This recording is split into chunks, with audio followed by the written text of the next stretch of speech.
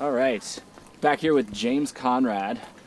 James, you had a really great showing at OTB just a couple weekends ago. Still in California on the swing. How you feeling right now? How's the game, and are you ready for this week? Thanks, Jamie. Yeah, I'm feeling good. I'm excited for this tournament.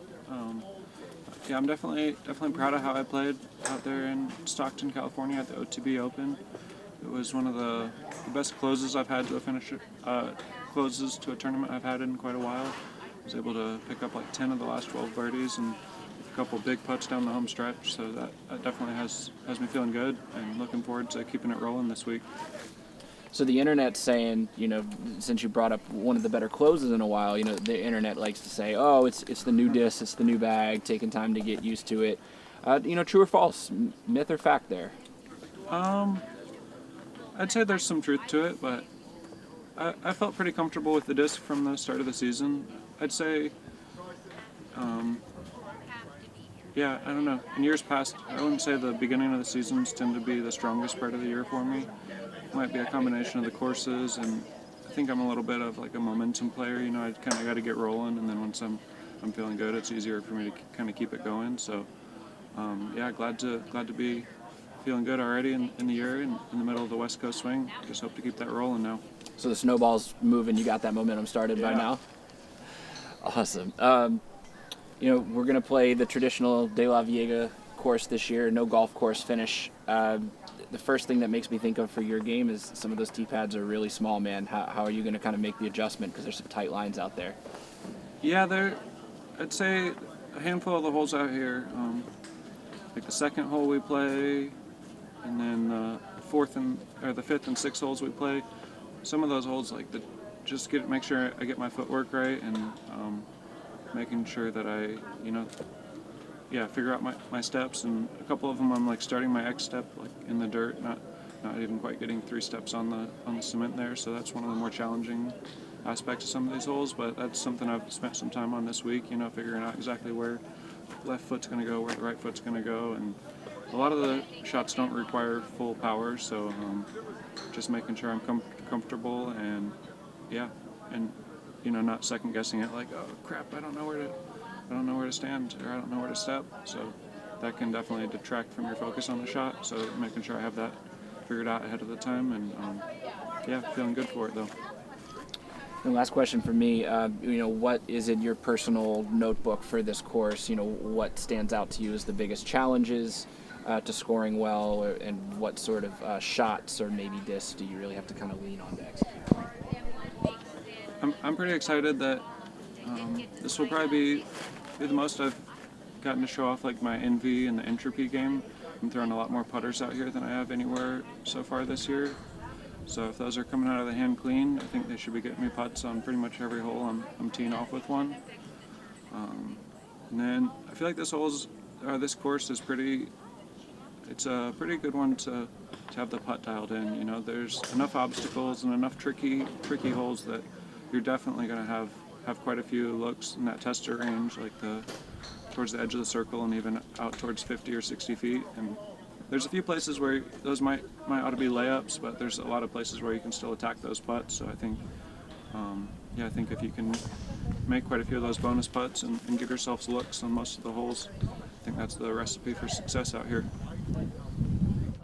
How does it feel to kind of get back in the woods? Because we really haven't been in the woods kind of since maybe Texas State's. Yeah, I'm definitely excited to be back in the woods.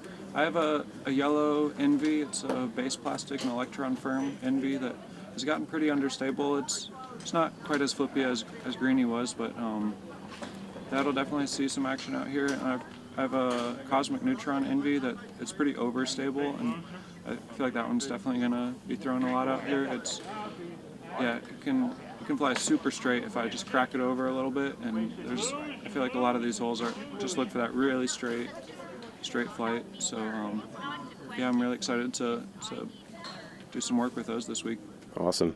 You've had some pretty successful finishes this year under the new sponsor. Are there any parts of your game that you're still kind of working on, or opportunities you have with Worlds right around the corner that you're trying to kind of button up before the big show?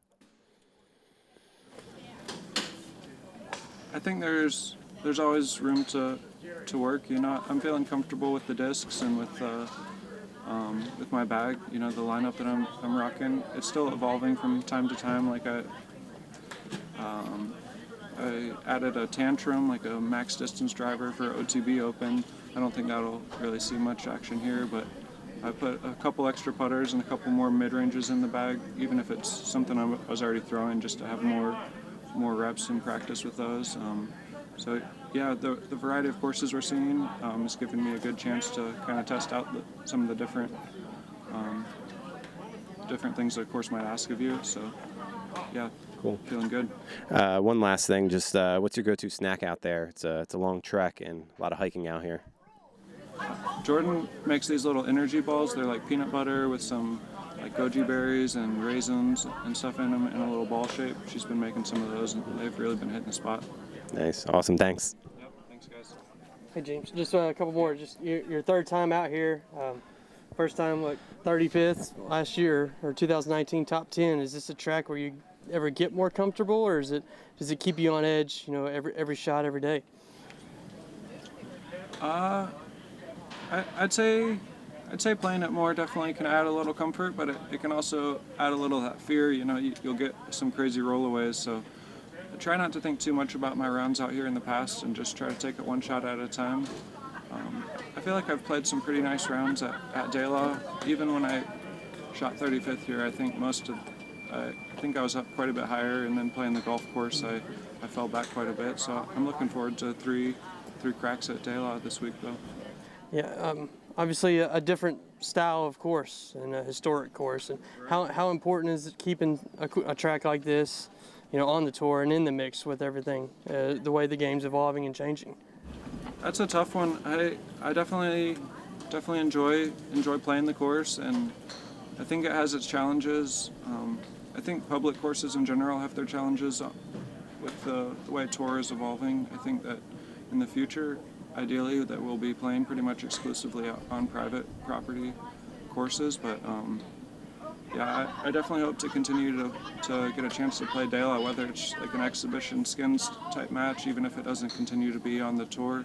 It would be, to an extent, a bummer, but I feel like, yeah, just as we get bigger and bigger, there's different accommodations that become more important, and maybe like where we've traditionally played, or the style of course that, which, yeah, I still definitely enjoy like par 3 courses, and I have a lot of fun playing here, but so a little bit of a mixed emotions on that one. Gotcha.